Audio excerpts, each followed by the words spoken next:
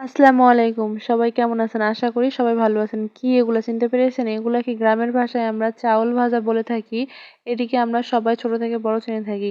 এখন তো বড়দিনের বেলা। এখন দিন বড় হয়ে গেছে। এখন সবাই দুপুরে ঘুমাবে এবং ঘুম থেকে ওঠার পর কিছু একটা খেতে ইচ্ছা করে। কিন্তু কি খাবো সেটাই ভেবে পাই না। তো আমি বরাবরই ঘুম থেকে ওঠার পর এই চাল ভাজা এটা আমার কাছে অনেক ভালো লাগে। এটা আমি বারবার খাই।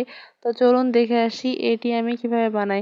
প্রথমে আমি এখানে কতগুলো চাল, হলুদ এবং মরিচ দিয়ে না ধুয়ে ভালোভাবে একবারে মেখে নিব। মেখে নেওয়া হয়ে গেলে চুলার উপর একটি কড়াই তুলে দিব। কড়াইয়ের মধ্যে এটি দিয়ে হালকাভাবে ভেজে নিব। খুব একটা জোরে জাল দিব না। জোরে জাল দিলে এটি পুড়ে যাবে। এজন্যে খুব কমভাবে ভেজে নিব। তারপর এর মধ্যে আমি এখানে দিয়ে দিব সয়াবিন তেল। সয়াবিন তেলটা আমি এখানে খুব কমই দিয়ে নিলাম। কিন্তু বেশি দিলে আবার বেশি অতিরিক্ত হয়ে যায়। এজন্য আমি এখানে কম করে দিয়ে এটিকে পুরাভাবে ভেজে নিব। ভাজা হয়ে গেলে নাড়তেই হবে। নাড়তে, নাড়তে যখন ভাজা হয়ে যাবে, ভাজা হয়ে গেলে এটিকে আমরা তুলে নিব একটি প্লেটের মধ্যে। তো দেখতেই পাচ্ছেন আমি কিভাবে ভাজতেছি। এখনো ভাজা হয়নি। এই তো আমি ভাজা হয়ে গেছে আমি তুলে নিলাম। তো তারপরে এই কড়াইয়ের মধ্যে আমি কি করব, এখানে কতগুলো চিড়া নিয়ে নিয়েছি। কড়াই গরম করার মধ্যে আমি দিয়ে দিব চিড়া। আমরা কম বেশি সবাই চিড়া চিনে থাকি। এই চিড়াগুলো বাজারে পাওয়া যায়।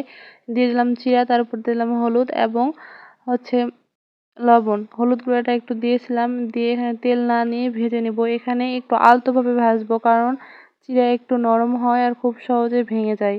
এজন্য আমি একটু আলতোভাবে ভেজে নেব। এখন দেখতে পারতেছেন কতটা মুড়মুড়ো হয়েছে। তো ভাজা হয়ে গেলে আমি এটিকেও তুলে নিব একটি বাটির মধ্যে। তো চাল ভাজা আর চিড়া ভাজা এই দুটোকেই আমি পুরোপুরিভাবে একটা বাটির মধ্যে তুলে নিলাম। এই যে দেখতেই পাচ্ছেন দুইটাই কেমন মশমশে এবং মুড়মুড়ো হয়েছে। এরপর আমি এখানে দিয়ে দিলাম পেঁয়াজ কুচি। পেঁয়াজ কুচি একটু বেশি করে দিব। পেঁয়াজ কুচি, চানাচুর, কাঁচামরিচ, রসুন কোয়া এবং মটরশুঁটি আপনাদের কাছে যা আছে তা আপনারা দিয়ে নিবেন। আর যদি লবণ লাগে তাহলে এখানে লবণও দিয়ে নিবেন। তারপর এর মধ্যে আমরা অবশ্যই এখানে সরিষার তেল দিব, কারণ সরিষার তেল দিয়ে খেতে এটা অনেক মজা লাগে। তো আমি এটিকে সরিষার তেল দিয়ে দিলাম। তারপর আমি ভালোভাবে হাত দিয়ে একবারে মেখে নিব। একটু ভালো করে মাখবো আর তেলটা একটু বেশি দেবো। তেল বেশি হলে খেতেও ভালো লাগে। তো মাখবো একটু হাত দিয়ে জোরে জোরে মাখবো যাতে একটু নরম হয়ে আসে।